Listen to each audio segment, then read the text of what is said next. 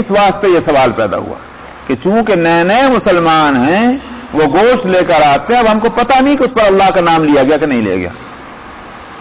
تو آپ نے فرمایا کہ فذکروا اسم اللہ علیہ انتم وکلوا، ہم نے فرمایا تم اللہ کا نام لو، کھا لو. یہ ہے وہ سب سے زیادہ مضبوط دلیل جو شواف اس کے لیے پیش کرتے ہیں کہ اللہ کا نام لینا جو ہے وہ شرط نہیں ہے بلکہ یہ کہ مسنون ہے.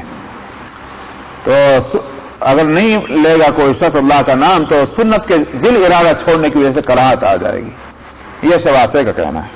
لیکن دوسرے تینوں ائمہ کا مسئلہ جیسے میں نے کہا ان کے نزدیک شرط کا درجہ ہے، اور شرط کے لیے قانون فقہی ہے کہ اذا فات شرط فات المشروط، کہ جب شرط چلی گئی تو جس چیز کے لیے شرط لگی وہ بھی ختم ہو جاتی ہے.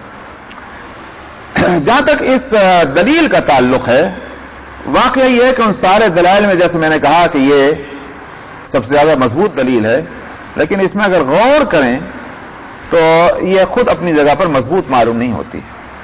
میں محاکمہ کوئی فیصلہ نہیں کر رہا ہوں، یہ نہ سمجھے جائے، بلکہ فیصلہ نقل کر رہا ہوں، بحث نقل کر رہا ہوں. ورنہ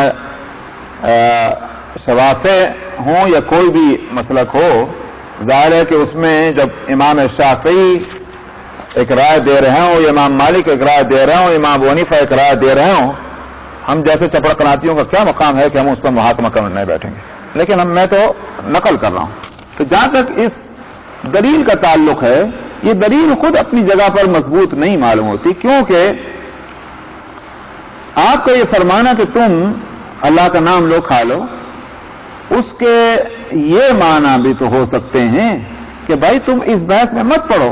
ایک مسلمان جو ہے جب گوشت لے کر آیا ہے تب اس بحث میں پڑھنا کہ اس نے اللہ کا نام لیا تھا کہ نہیں لیا تھا، یہ تو ایک تکلیف مالا اطاق ہے.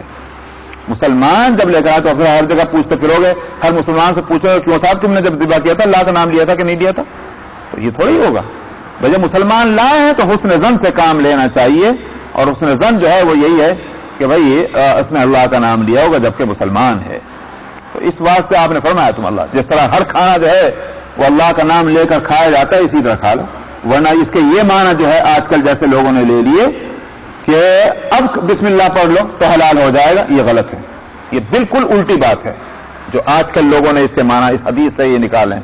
یہ بہت ہی غلط معنی ہے جس کا کوئی فقہ کے اندر اس کا کوئی یوں کہیے کہ اس کے لیے کوئی قرینہ بھی نہیں ملے گا.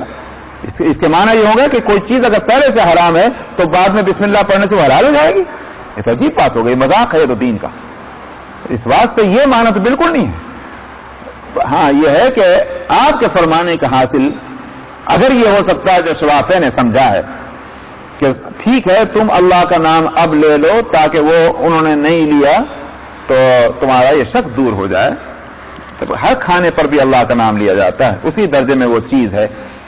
بہرحال میں نے کہا کہ یہ دلیل اپنی جگہ پر جب اس میں احتمال موجود ہے اس کا، اور فقہ کا قاعدہ یہ ہے کہ اذا جاء الاحتمال بطل الاستدلال، جب دلیل کے اندر کوئی احتمال آ جاتا ہے تو پھر وہ دلیل نہیں رہتی. یہ احتمال موجود ہے جو میں نے پیش کیا، نمبر ایک. نمبر دو جو ہے وہ یہ ہے کہ جب شوافے بھی اس کو مکروہ کہہ رہے ہیں اور تین ائمہ اس کو ناجائز کہہ رہے ہیں تو پھر بتائیے کہ رجحان کدھر کو ہوا؟ سمجھا؟ غلبہ کس رائے کو ہوا؟ غلبہ حرام ہونے کا ہوا کہ حلال ہونے کا ہوا؟ اگر حلال ہونے کا غلبہ ہوتا تو ہم سوچتے چھوڑو میاں ایک امام کی بات اگر خلاف ہے، تین امام تو ایک بات کہہ رہے ہیں اس کو لے لیں. تو اس لیے میں نے کہا کہ مضبوط بات وہی ہے کہ یہ بات معلوم ہونی چاہیے کہ جو ذبح کرنے والے ہیں انہوں نے اللہ کا نام لیا ہے اور یا نہیں لیا. یہ ان کی عادت نہیں ہے، بالارادہ چھوڑتے ہیں یا غیر اللہ کا نام تو نہیں لیتے. اسی واسطے ہم یہ بات کہتے ہیں کہ صاحب کم سے کم درجہ جو ہے وہ یہ کہ یہ بالکل احتیاط کے خلاف ہے کہ اس ملک کے اندر یا مغربی ممالک میں وہ گوشت کے جو مسلمانوں کے ہاتھ کا ذبح کیا ہوا نہ ہو اس کو کھایا جائے، جبکہ کھانا جو ہے یہ بہت اہم چیز ہے. آپ دیکھ رہے ہیں کہ یہاں قرآن حکیم جو بات کر رہا ہے وہ الطیبات کی بحث کر رہا ہے. وجہ اس کی یہ ہے کہ اصل میں غذا جو ہے وہ جیسی غذا ہوگی ویسے ہی تو اس کا خون بنے گا، اور جیسا خون بنے گا ویسے ہی اس کے بدن کے اندر خیالات اور افکار پیدا ہوں گے، اس کا مزاج بنے گا، اس کے اندر جذبات پیدا ہوں گے. سمجھا؟ غلط غذاؤں سے غلط جذبات پیدا ہوتے ہیں اور پاکیزہ اچھی غذاؤں سے اچھے جذبات پیدا ہوتے ہیں. آخر یہی تو وجہ ہے کہ حلال اور حرام کی بحث کی گئی. نبی کریم صلی اللہ علیہ وسلم نے جو حرام کھانے سے روکا ہے اور حلال کھانے پر ترغیب دی ہے وہ اسی وجہ سے. چنانچہ ایک حدیث میں آئے، آپ نے فرمایا کہ ایک شخص ہے اشعث اغبر ویطیل السفر، ایک شخص ہے کہ جو میلا کچیلا ہے. کیوں؟ اس لیے کہ لمبا سفر کر کے چلا آ رہا ہے. تو اب سفر کے اندر میل کچیل بدن کے اوپر ہے، کپڑے میلے، بدن میلا، بال بکھرے ہوئے ہیں، سفر طویل کر رہا ہے. وَيَمُدُّ يَدَيْهِ إِلَى السَّمَاءِ، اور ہاتھوں کو آسمان کی طرف اٹھا اٹھا کر کہتا ہے یا ربی یا ربی. ظاہر بات ہے کہ ساری ظاہری صورت تو یہ ہے کہ اس پر تو انسانوں کو بھی رحم آ جائے، ترس آ جائے، تو ارحم الراحمین کائیں کو رحم نہ کریں گے، اس کی دعا کو قبول کریں گے. حدیث میں بھی آتا ہے کہ سفر کے اندر جو دعا کی جاتی ہے اللہ قبول فرماتے ہیں، تو اس کی دعا قبول ہونی چاہیے. لیکن آپ نے فرمایا کہ مطعمہ حرام ومشربہ حرام وغذی بالحرام فانا یستجاب له. آپ نے فرمایا کہ اس کا کھانا جو ہے وہ حرام کا ہے، اس کا پینا حرام کا ہے، اس کی غذا حرام سے تیار ہوئی ہے، کہاں سے اس کی دعا قبول ہوگی؟ تو اگر دعائیں قبول نہیں ہوتی ہیں حرام کھانے کی وجہ سے، تو اس کے مطلب کیا ہوا کہ اس کے اندر جو ہے وہ فکر اور خیال اور جذبات جو ہیں وہ پاکیزہ نہیں پیدا ہوتے. پاکیزہ جذبات پاکیزہ غذاؤں سے پیدا ہوتے ہیں. تو اس واسطے یہاں اس غذا کا بھی ہم کو اہتمام کرنا چاہیے کہ یہاں یہ نہیں ہے کہ بھائی ذرا آسانی دیکھی اور کہا کہ صاحب جو مولوی صاحب فتویٰ دے رہے ہیں تو وہ حرام ہے، ان کے مت سنو، جو حلال کہہ رہے ہیں انہیں کی سنو. وہ تو ٹھیک ہے بھائی، وہ تو اختیار تو ہو گیا، جس کی چاہے سن لو، مگر دیکھنا یہ ہے کہ فائدہ اور نقصان جو ہے اپنا ذاتی وہ کس صورت میں ہے. اس واسطے کہ ہم دیکھتے ہیں، دیکھیے ارے حضرت آپ نے آج نہیں ٹوکا، مضمون ایسا چل رہا ہے، مضمون تو ہر حق میں چلتا. او ہو یہ تو بڑا مسئلہ ہے. صفحہ نمبر 241 241 سورہ المائدہ آیت نمبر 5. اعوذ باللہ من الشیطان الرجیم بسم اللہ الرحمن الرحیم اليوم احل لكم الطیبات وطعام الذين اوتوا الكتاب حل لكم وطعامكم حل لهم والمحصنات من المؤمنات والمحصنات من الذين اوتوا الكتاب من قبلكم اذا آتيتموهن اجورهن محصنين غير مسافحين ولا متخذي أخدان ومن يكفر بالإيمان فقد حبط عمله وهو في الآخرة من الخاسرين. يا أيها الذين آمنوا إذا قمتم إلى الصلاة فاغسلوا وجوهكم وأيديكم إلى المرافق وامسحوا برؤوسكم وأرجلكم إلى الكعبين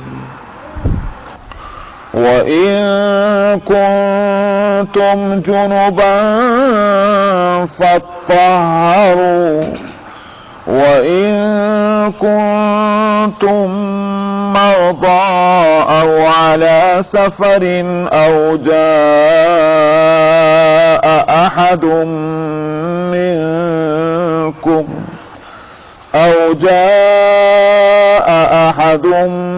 منكم من الغائط أو لامستم النساء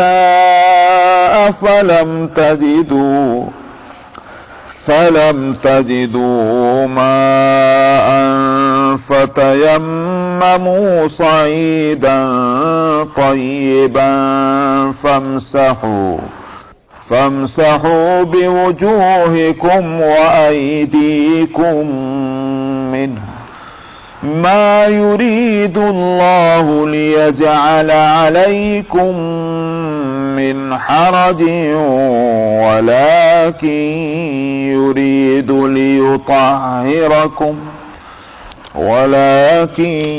يريد ليطهركم وليتم نعمته عليكم لعلكم تشكرون.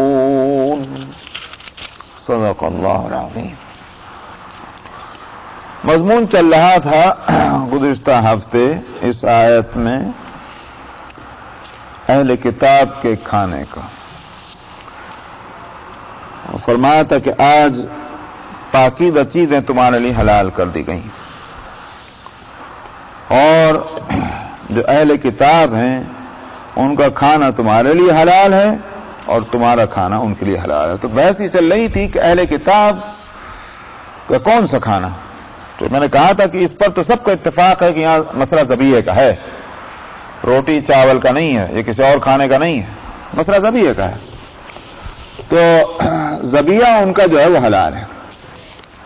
اور میں اس پر گفتگو کر رہا تھا کہ سوائے امام شافعی رحمۃ اللہ علیہ کے اور باقی تینوں کا اس بات پر اتفاق ہے کہ بسم اللہ کا پڑھنا، اللہ کا نام لینا ذبح کے وقت میں شرط ہے. امام شافعی کے نزدیک سنت ہے، تو لہذا اگر بسم اللہ نہیں پڑھی گئی تو امام شافعی کے نزدیک تو کراہت ہے. اگر بالارادہ نہیں پڑھی گئی، بھول کے تو خیر نہیں پڑھی اگر مسلمان نے تو اس پر سب کا اتفاق ہے کہ وہ حلال ہے. لیکن اگر بالارادہ اللہ کا نام نہیں لیا گیا، بسم اللہ نہیں پڑھی گئی، تو شوافع کے نزدیک وہ ذبیحہ مکروہ ہے اور تین ائمہ کے نزدیک وہ ذبیحہ درست نہیں ہے، ذبیحہ ہی نہیں ہوا. تو بات یہ چل رہی تھی کہ بھئی اہل کتاب جو ہیں ان کا ذبیحہ ایک صورت تو یہ ہے کہ وہ اللہ کا نام لیتے ہیں، جیسا کہ ان کے ہاں بھی مسئلہ یہی تھا، اللہ کا نام لے کر ذبح کرنے کا یہی مسئلہ تھا، اصل سے یہ حکم تھا. تو اب اگر وہ اللہ کا نام لے کر ذبح کرتے ہیں تو قرآن شریف خود کہہ رہا ہے کہ یہ حلال ہے. لیکن اگر اللہ کا نام لے کر ذبح نہیں کرتے تو پھر مسئلہ کیا ہے؟ شوافع کا جو مسلک ہے اس سے یہ بات سمجھ میں آئے گی کہ اس صورت میں مکروہ تو ہے لیکن حرام نہیں. تین ائمہ کی جو مسلک ہے اس سے یہ بات سمجھ میں آئے گی کہ صاحب وہ پھر حلال نہیں ہے. یہ یہاں تک تو گفتگو ہوئی تھی اور اس کے دلائل میں نے دیے تھے. شاید میں نے یہ بھی کہا ہوگا کہ اس آیت میں لفظ لائیں الطیبات، الیوم احل لکم الطیبات، پاکیزہ چیزیں حلال کی گئیں. اب سوال یہ ہے کہ ناپاک ہونے کی دو صورتیں ہیں. ایک صورت تو یہ ہے کہ وہ جانور سرے سے حلال ہے ہی نہیں، اس کو تو الخبیثات میں شمار کریں گے. مثال کے طور پر حرمت علیکم المیتہ، جو اپنی موت مر گیا جانور، اب وہ جو ہے وہ طیبات میں نہیں رہا، لہذا اس کا کھانا کسی طرح حلال نہیں ہوگی. 1000 مرتبہ بسم اللہ پڑھ لیں اس پر وہ حلال ہونے والا نہیں. تو اسی طرح سے خنزیر ہے، اسی طرح سے بہنے والا خون ہے وغیرہ وغیرہ. یہ اور جو درندے ہیں، شیر ہے، چیتا ہے، بھیڑیا ہے، کتا ہے، ان سب کے حلال ہونے کی کوئی صورت نہیں ہے، یہ الطیبات میں نہیں ہے. تو ایک قسم تو یوں کہیے کہ غیر الطیبات کی یا الخبیثات کی وہ ہیں کہ جن کو حلال کیا ہی نہیں جا سکتا، وہ حلال نہیں ہے. دوسری صورت کیا ہے؟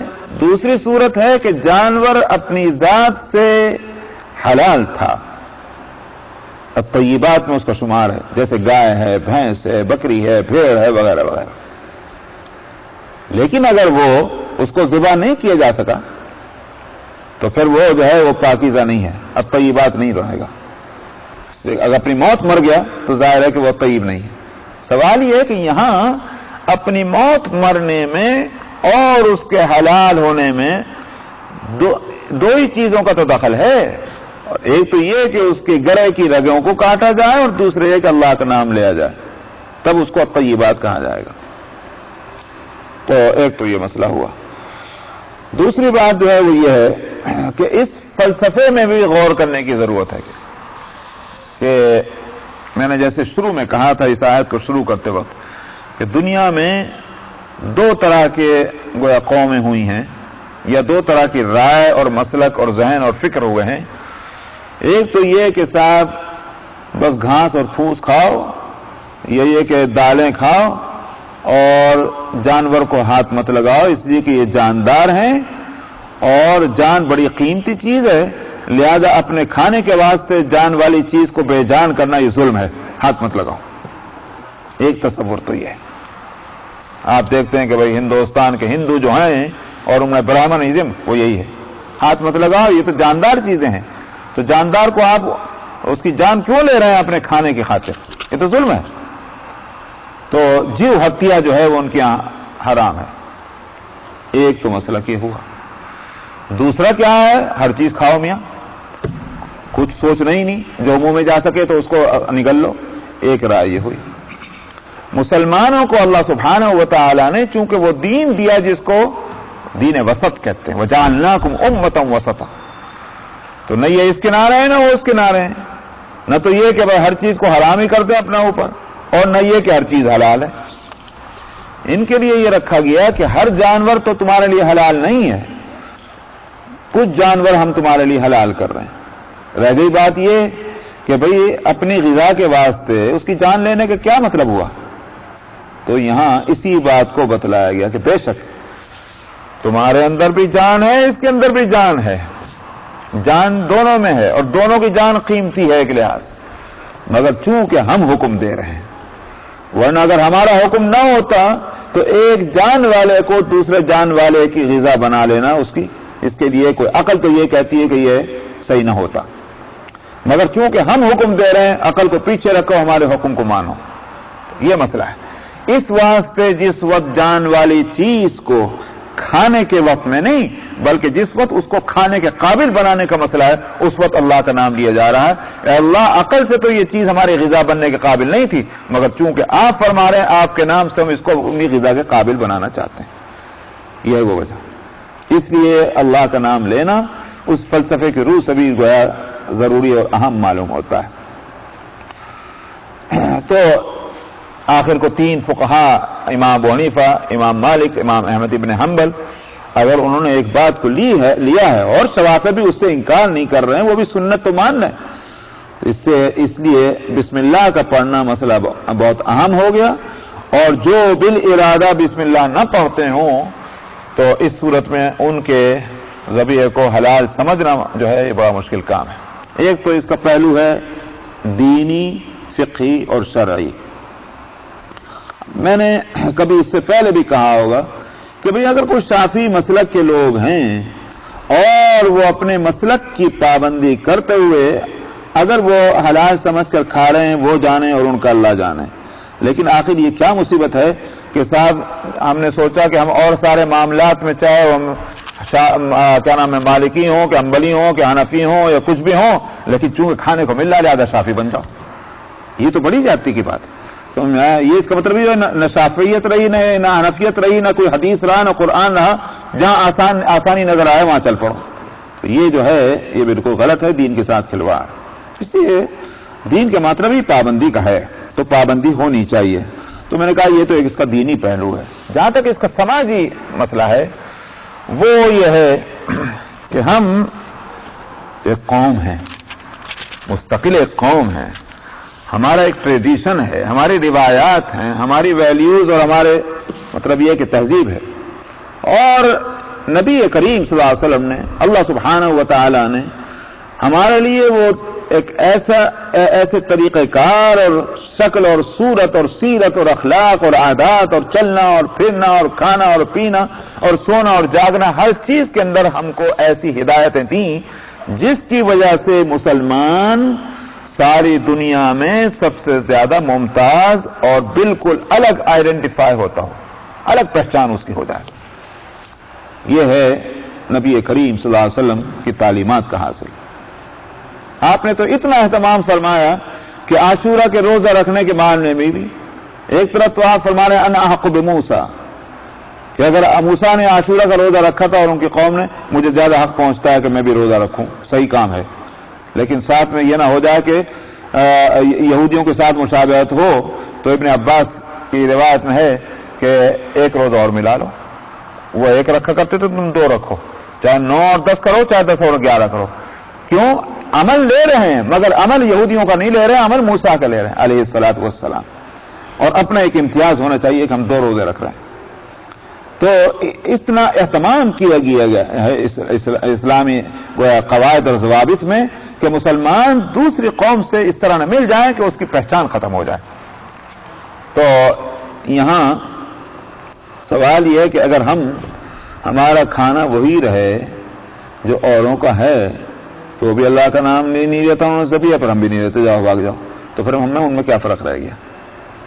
کچھ آخر ہمارا امتیاز تو ہونا چاہیے کہ بھائی مسلمان اپنے کھانے اور پینے میں ان کا ایک قاعدہ اور ضابطہ ہے.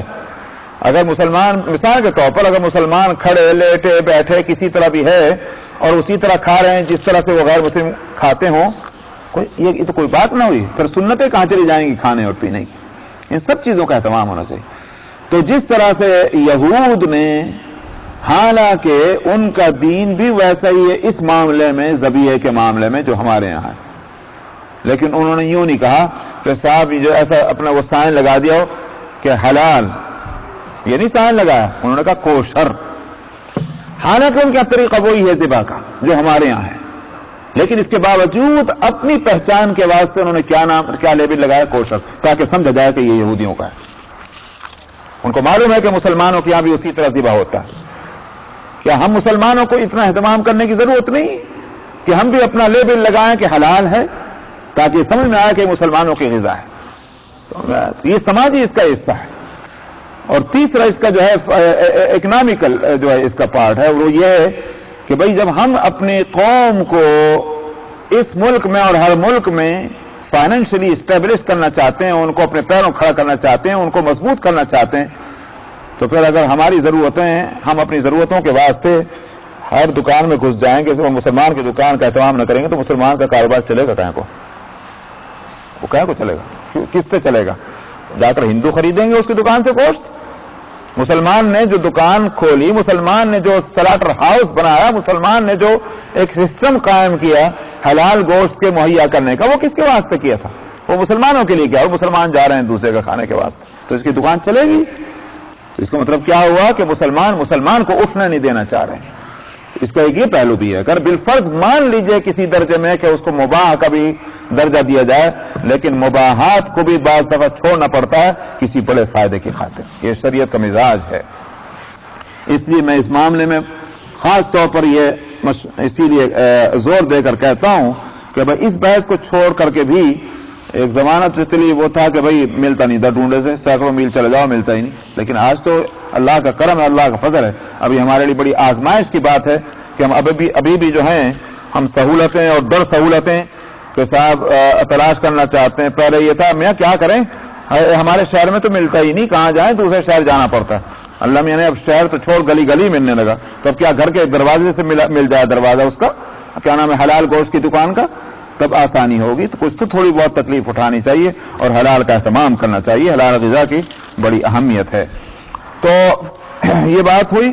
اور فرماتے ہیں کہ والمحصنات من المؤمن وطعامکم حل لهم، تمہارا کھانا ان کے لیے حلال ہے. اس کہنے کی کوئی ضرورت تو نہیں تھی، مگر یہاں بتانا اس بات کا ہے کہ مسلمان اپنا کھانا دوسروں کو کھلائیں اور یہ نہ سمجھیں کہ صاحب جو چیز ان کے یہاں انہوں نے حرام کر رکھی ہے اپنے رسم اور رواج کی وجہ سے، اور ہمارے یہاں وہ چیز حلال ہے تو کیا ہم ان کو دیں کہ نہیں؟ وہ حلال ہے ان کے واسطے. اب اگر وہ نہیں کھاتے ان کے یہاں رسم و رواج ہے. دین میں جب ان کے یہاں وہ حلال ہے اور ہمارے یہاں بھی حلال ہے، ہم ان کو دے سکتے ہیں، ہم ان کو کھلا سکتے ہیں. یہ ہے مطلب اس کا. والمحصنات من المؤمنات، اسی طرح سے جہاں تک یہ تو کھانے کا مسئلہ ہوا، شادی کا مسئلہ ہے.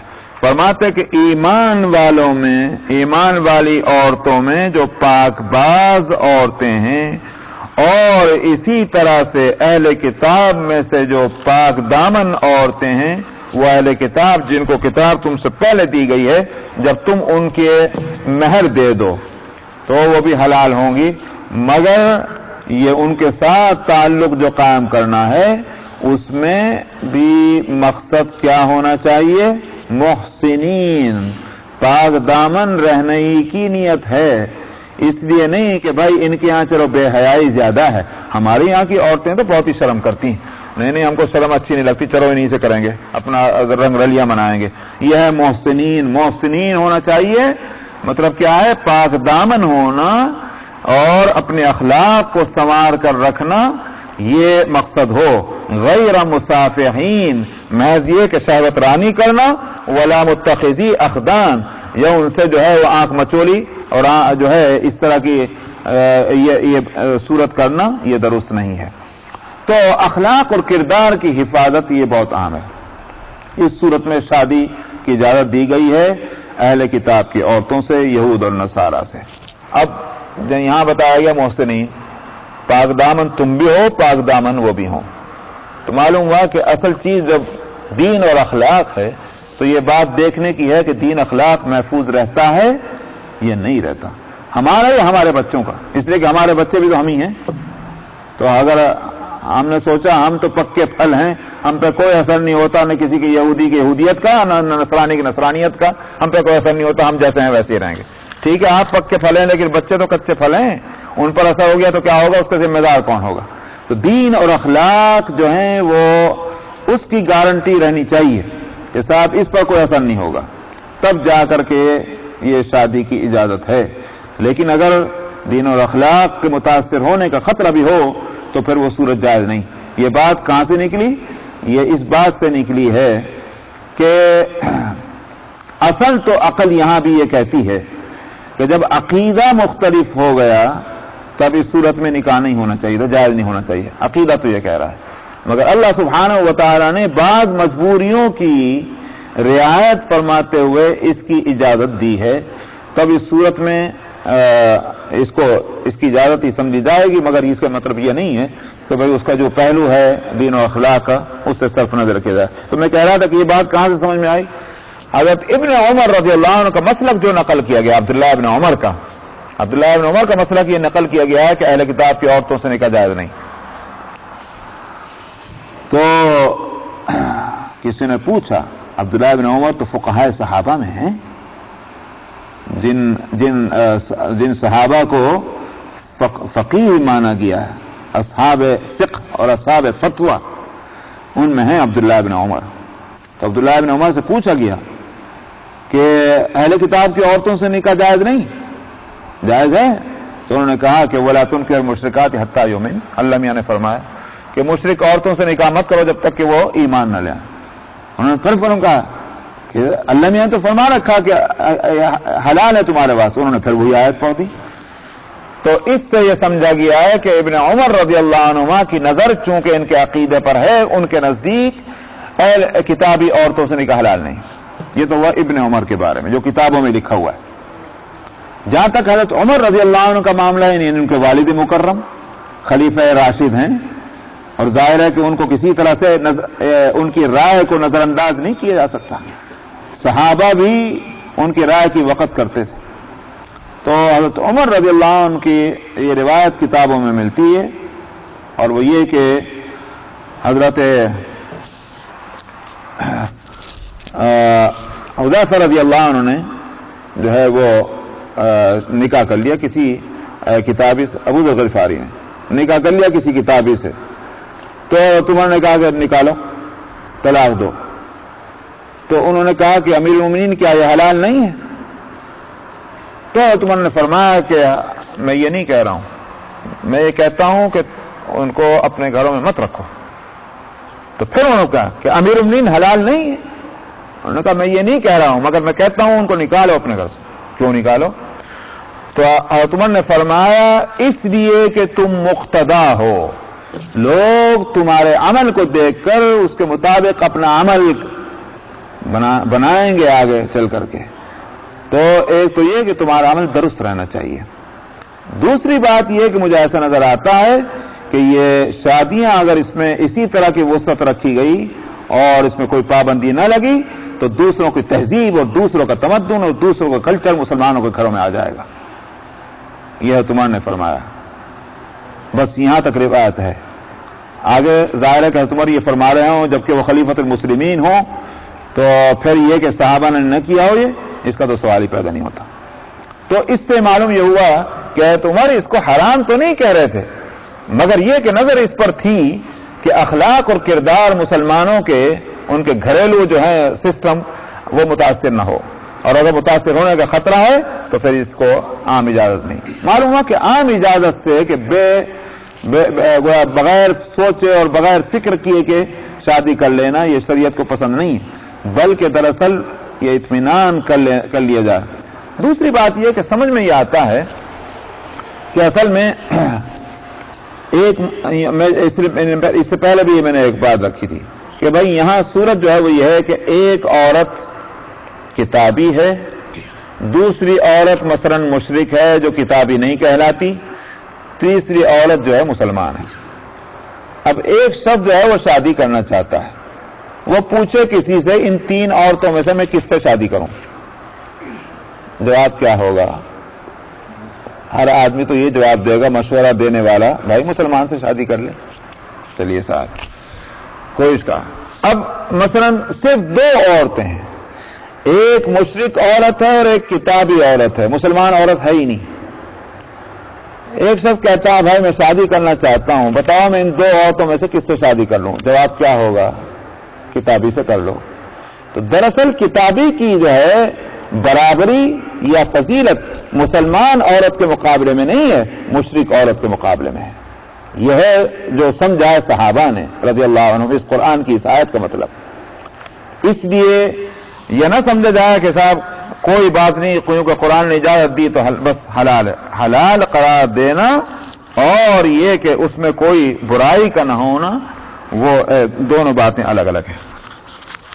تو فرماتے ہیں کہ محسنین غیر مسافحین ومن یکفر بالایمان فقد حبط عمله.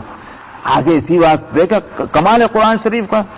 اسی لیے اس کے بعد اسی آیت کے اندر یہ حصہ ہے جس نے اپنے ایمان کے ساتھ کفر کیا. معلوم ہوا کہ ایمان کی حفاظت یہ بہت اہم چیز ہے، سب سے زیادہ قیمتی چیز ہے یہ. لہذا یہ نہ ہو کہ کھانے میں، اور کیونکہ آیت ایک ہی چل رہی، دو آیتیں نہیں، سارا مسئلہ ایک ہی آیت میں آ رہا ہے. اس واسطے کہا گیا کھانے کے اندر، پینے کے اندر، شادی بیاہ کے اندر اس بات کی رعایت رہنی چاہیے کہ تمہارا ایمان محفوظ ہے کہ نہیں. جس نے اپنے ایمان کے ساتھ کفر کیا اس کے سارے اعمال برباد ہو گئے. سارے اعمال کے برباد ہونے کے معنی کیا ہیں؟ پھر نہ نماز رہی، نہ روزہ رہا، نہ حج رہا، نہ زکات رہی، سارے عمل خراب. فقط حبط عمله وهو في الآخرة من الخاسرین. اور آخرت میں تو کیا ہوگا؟ وہ شخص بالکل ہی وہ نقصان میں ہو جائے گا. یا ایھا الذین آمنوا اذا قمتم الى الصلاة فاغسلوا وجوهکم وایدیکم الى المرافق. یہاں سے یہ بات ذہن میں ہوگی جب میں نے سورت شروع کی تھی اور میں نے کہا تھا کہ چونکہ صلح حدیبیہ کے بعد کے زمانے میں سورت اتری ہے اور مسلمانوں کو اب مختلف علاقوں میں سفر درپیش ہیں، اسی طرح سے عمرے کا سفر بھی کرنا ہے ان کو ایک سال کے بعد، تو اس واسطے سفر میں جو مسائل پیش آ سکتے ہیں، دوسری قوموں سے واسطہ، دوسری قوموں کا کھانا، دوسری قوموں میں شادی بیاہ، یہ سارے مسائل اسی لیے اس صورت میں آ رہے ہیں کیونکہ اب مسلمان مدینے میں نہیں رہ رہے ہیں بلکہ مسلمان نکل رہے ہیں. صلح کے بعد اب ان کے لیے راستے کھل گئے ہیں سفر کرنے کے، اس لیے سارے مسائل اس صورت میں آ رہے ہیں. چنانچہ اب مسئلہ یہ آیا کہ بھئی ہم سفر کر رہے ہیں، پانی تو ہر جگہ ملتا نہیں ہے، اور نماز کا وقت آ جائے تو کیا کریں گے؟ وضو نہیں ہے، اگر وضو نہیں ہے تو نماز کیسے پڑھیں گے؟ سفر میں یہ صورت ہو سکتی ہے. اس واسطے فرماتے ہیں اے ایمان والو، جب نماز کے لیے تم کھڑے ہو تو پھر اپنے تم منہ کو دھو، وضو کا مسئلہ لایا گیا، اپنے منہ کو دھو، اپنے ہاتھوں کو دھو کونیوں تک، اور اپنے سروں کا مسح کرو، اور اپنے پیروں کو دھو ٹخنوں تک. یہ چار چیزیں بیان کی گئیں. تو یہ چار فرض ہو گئے وضو کے اندر کے. ایک تو چہرے کا دھونا، مگر یہ چہرہ کا مطلب کیا ہوتا ہے؟ پیشانی کے بال سے لے کر اور تھوڑی کے نیچے تک لمبائی، اور ایک کان کی لو سے لے کر دوسرے کان کی لو تک یہ چہرہ کہلاتا ہے۔ لہذا اس پورے حصے کو دھونا ضروری ہے، اور جب دھونا غسل کا لفظ ہے تو اس میں یہ بات کہ پانی پورے حصے میں پہنچ جائے، بال برابر بھی بھیگا نہ رہے، ورنہ اس کو دھونا نہیں کہا جائے گا۔ اسی واسطے جو 3 مرتبہ کا دھونا وہ سنت ہے، مگر مقصود اس سے کیا ہے؟ مقصود یہ ہے کہ پورا حصہ بھیگ جانا چاہیے۔ بالفرض اگر ایک مرتبہ دھونے سے بھی پورا حصہ بھیگ گیا، اطمینان ہو گیا، تو پھر فرض پیدا ہو گیا، لیکن اگر پورا حصہ نہیں بھیگا تو ایک مرتبہ نہیں 3 مرتبہ کیجئے۔ 3 مرتبہ میں امید یہ ہے کہ پورا حصہ بھیگ جائے گا۔ بالفرض اگر 3 مرتبہ میں پورا حصہ نہیں بھیگا تو 10 مرتبہ بھی کرنا پڑے تو وہ کرنا ہوگا۔ مثال کے طور پر اگر پانی اتنا تھوڑا تھوڑا آ رہا ہے چلو کہ وہ آپ تھوڑا تھوڑا ہی مار رہے ہیں تو نہیں بھیگ رہا ہے پورا، تو جتنی مرتبہ بھی ہو تو 3 مرتبہ وہ صورت میں کہ پورا پانی ہے تو وہ سنت ہے۔ مقصود اس سے کیا ہے؟ یہ اطمینان ہو جانا کہ منہ بھیگ گیا۔ اسی طرح سے کونیوں تک ہاتھ کب دھونا یہ بھی فرض ہے، اور سر کا مسح کرنا یہ بھی فرض ہے، مگر سر کس کو کہتے ہیں یہ ایک مسئلہ آتا ہے۔ مالکیہ نے تو کہا تو سر تو کہتے ہیں جب جس سر کے اوپر بال ہیں تو جتنے حصے پہ بال ہیں وہ پورے سر ہے، لہذا پورے سر پہ مسح کرو۔ مالکیہ تو اس پر گئے۔ شوافی نے کہا کہ جز بول کر بھی تو کل مراد لے لیتے ہیں، اس واسطے اگر ایک بال 2 بال بھی اگر سر کے جو ہیں وہاں آ جائیں تو کہا گا بھائی سر، تو لہذا اگر 1 بال 2 بال یا 3 بال کو بھی اگر مسح کر لیا مسح ہو جائے گا، فرض ادا ہو جائے گا۔ حنفیہ نے کہا کہ بھائی جز بول کر کل تو مراد لے سکتے ہیں، مگر جز بھی تو قابل اعتبار ہونا چاہیے، تو ہم یہاں 1 بال جو ہے اس کو کوئی سر نہیں کہتا، لہذا کم سے کم 1/4 ہونا چاہیے، لہذا 1/4 سر کا مسح ہو تب فرض ادا ہوگا، یہ حنفیہ کہتے ہیں۔ اس پر سب کا اتفاق ہے کہ بھائی اچھا ہی ہے کہ پورے سر کا مسح ہو جانا چاہیے، تو یہ سر کے مسح میں وَأَرْجُلَكُمْ إِلَى الْكَعْبَيْنِ، اور اپنے پیروں کو ٹخنوں تک دھو، تو یہ 4 ہو گئے فرض۔ فرماتے ہیں کہ وَإِن كُنتُمْ جُنُبًا فَطَّهَّرُوا، اور اگر تم جنوبی ہو، ناپاک ہو گئے، پورا بدن ناپاک ہو گیا تو پھر تو پورے بدن کو پاک کرنا ہے۔ جنوب اصل میں اس کے معنی آتے ہیں، یوں کہیے کہ جس کو انگلش میں کہتے ہیں اسٹرینج، اسی سے اجنبی کا لفظ بنا ہے، تو دور ہو جانا اور الگ ہو جانا۔ تو چونکہ یہ آدمی اپنی پاکی سے الگ ہو جاتا ہے، اس واسطے اس حالت کو جنابت کہتے ہیں۔ اگر تم ناپاکی کی حالت میں ہو تو پھر پاکی حاصل کرو، اور اس کا مطلب کیا ہوا؟ پورے بدن کو پاک کرنا ہے تو پورے بدن کا غسل ہونا چاہیے۔ وَإِن كُنتُم مَرْضَىٰ أَوْ عَلَىٰ سَفَرٍ، اب اگر تم مریض ہو، بیمار ہو یا سفر پر ہو، یا اور تم میں سے کوئی شخص جو ہے وہ اپنی قضاء حاجت کر کے آئے، واش روم سے آئے، بیت الخلاء سے آئے، او لامستم النساء، یا تم میں سے کسی نے کسی اپنے عورتوں کو چھوا ہے تو اور پانی تمہیں ملتا نہیں ہے، تب کیا کرو؟ غسل واجب ہوتا ہو یا وضو واجب ہوتی ہو، فَتَيَمَّمُوا صَعِيدًا طَيِّبًا، تو تم پاک مٹی سے تیمم کرو، اور تیممہ کے مطلب آتا ہے ارادہ کرنا، مطلب یہ پاک ہونے کا ارادہ کر لو۔ اسی واسطے فقہا یہ کہتے ہیں وضو میں اگر نیت نہیں بھی ہوئی، بعض فقہا کا کہنا وضو پھر بھی ہو جائے گا، لیکن تیمم بغیر نیت کے تیمم نہیں ہو سکتا، وہاں نیت ضروری ہے، ارادہ، اسی لیے اس کا نام تیمم ہے۔ تو مطلب کیا ہوا کہ صورتاً تو یہ پاک ہونے کی شکل ہے نہیں، پانی سے پاک ہوتا ہے، مٹی جو ہے وہ تو اور گرد لپیٹ دیتی، جو چمک دمک ہے وہ بھی ختم ہو جائے، تو بظاہر تو معلوم ہوتا ہے کہ اس سے پاکی نہیں ہو رہی، لیکن ارادہ کریں گے پاک ہونے کا تو اس واسطے اس سے پاکی حاصل ہوگی، تو معلوم ہوا کہ ارادے کو عمل کی جگہ دی جا رہی ہے، وہ جو مٹی کا ہاتھ مارنا وہ تو صورت ہے محض، تو اس لیے تیمم میں ارادہ ہونا چاہیے۔ کس طرح ہوگا تیمم؟ فَامْسَحُوا بِوُجُوهِكُمْ وَأَيْدِيكُمْ مِنْهُ، تو اپنے چہروں کو مسح کرو اور اپنے ہاتھوں کو اسی سے، منہ، اسی مٹی سے۔ اب یہاں تک 3 مسئلے ہیں، ایک تو یہ کہ عورتوں کو چھونے کا مسئلہ آیا گیا، او لامستم النساء، جس سے غسل فرض ہوتا ہے، تو اس سے ایک بات تو معلوم ہوئی کہ غسل کے لیے پاکی، غسل کی جگہ پاکی تیمم کرنا ہو یا وضو کی جگہ تیمم کرنا ہو، تیمم ایک ہی طرح ہونا ہے، غسل کا تیمم، وضو کا تیمم ایک ہی طرح ہونا ہے، ایک تو یہ مسئلہ ہو گیا۔ دوسری بات یہ کہ عورتوں کو چھونے کا مطلب کیا ہوا. اس واسطے مالکیہ نے تو یہ مسئلہ لیا کہ اگر صوافے نے کہ اگر ہاتھ بھی لگا دیا تو نہیں مالکیہ نے تو یہ رہا کہ اگر ہاتھ بھی لگا دیا تو لہذا اور ناپاک ہو گئے. حنابلہ نے لیا شہوت سے اگر ہو تو بغیر شہوت کے نہیں. حنفیہ کا کہنا یہ ہے کہ یہاں چھونے سے مراد دراصل یہ مجاز ہے، حقیقی معنی نہیں ہے. یہاں چھونے سے مراد ہے اس سے صحبت کرنا، اس سے ہم بستر ہونا، یہ مقصد ہے، کیونکہ اس سے تو اس کے بغیر ناپاکی نہیں ہوتی. تو ایک تو یہ معنی ہوا ہے کہ کسی نے حقیقی معنی لیے، کسی نے مجازی معنی لیے. دوسری بات یہ ہے کہ فتیمموا صعیدا طیبا، مٹی سے تیمم کرنا. تو اب مٹی جو ہے وہ کیا مٹی ہونا ضروری ہے؟ تو فقہاء کا اور محدثین کا اور علماء کا یہ کہنا ہے کہ مٹی کی اقسام کی جتنی چیزیں ہیں وہ سب اس میں آ جائیں گی. پتھر ہے، اینٹ ہے، بریک ہے، یہ چونا ہے وغیرہ وغیرہ، یہ ساری چیزیں جو ہیں یہ مٹی کے اقسام میں آئیں گی. لیکن لکڑی پہ کوئی ہاتھ مارے اس سے نہیں ہوتا. سمجھا؟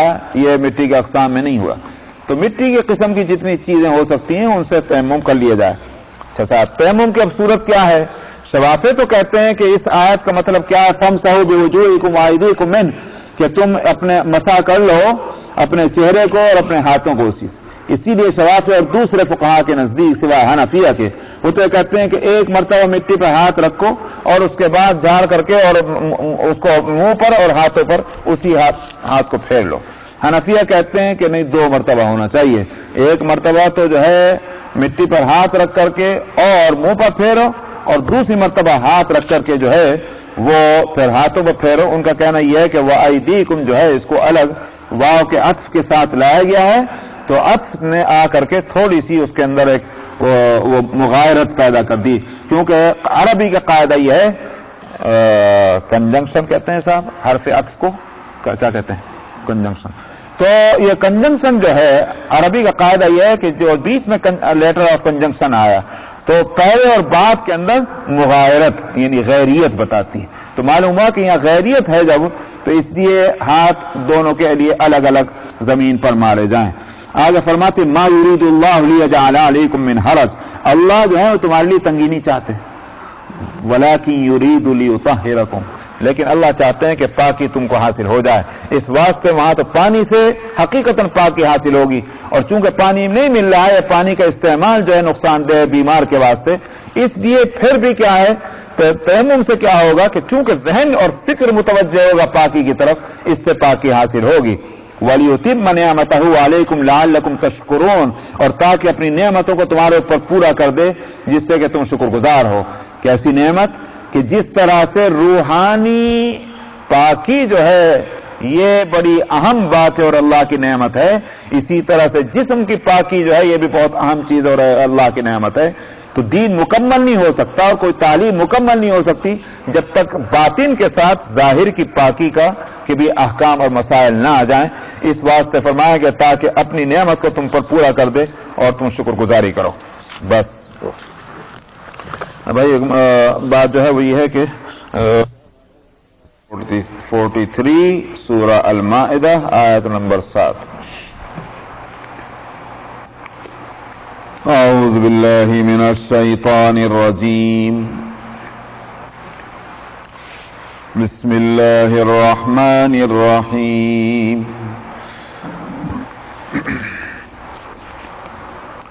واذكروا نعمة الله عليكم وميثاقه الذي واثقكم به إذ قلتم سمعنا وأطعنا واتقوا الله إن الله عليم بذات الصدور. يا أيها الذين آمنوا كونوا قوامين لله شهداء بالقسط ولا يجرمنكم شنآن قوم على ألا تعدلوا، اعدلوا، اعدلوا، اعدلوا، اعدلوا، اعدلوا، اعدلوا، اعدلوا، اعدلوا، اعدلوا، اعدلوا، اعدلوا، اعدلوا، اعدلوا، اعدلوا، اعدلوا، اعدلوا، اعدلوا، اعدلوا، ولا يجرمنكم شنآن قوم على ألا تعدلوا اعدلوا هو أقرب للتقوى واتقوا الله إن الله خبير بما تعملون. وعد الله الذين آمنوا وعملوا الصالحات لهم مغفرة وأجر عظيم. والذين كفروا وكذبوا بآياتنا أولئك أصحاب الجحيم. يا أيها الذين آمنوا اذكروا نعمة الله